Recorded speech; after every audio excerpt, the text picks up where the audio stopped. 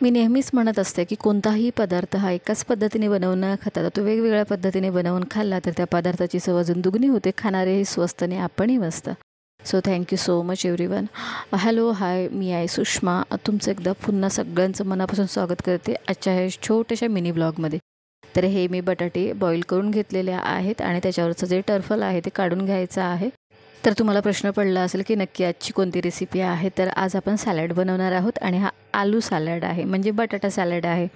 तर ही बटाट्याची कोशिंबीर कशी बनवायची एकदम सोपी रेसिपी आहे आणि खूप मजेदार रेसिपी आहे, खायलासुद्धा टेस्टी आणि सगळ्यांनाच घरी आवडेल अशी ही रेसिपी आहे. तर नक्की बघा पूर्ण व्हिडिओ आणि कसा आहे नक्की सांगा कॉमेंट्स करून. बटाटा मी मॅश करून घेतलेला आहे, त्याच्यामध्ये काळा मीठ ॲड केलेला आहे.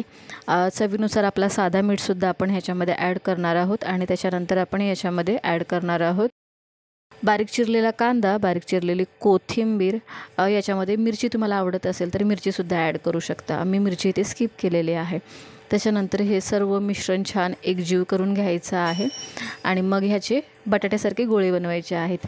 ही झाली आपली छान मस्तपैकी अशी शॉर्टकटमध्ये कोशिंबीर. तर ही बटाटे कांद्याची कोशिंबीर तुम्हाला कशी वाटली कॉमेंट्स करून नक्की सांगा.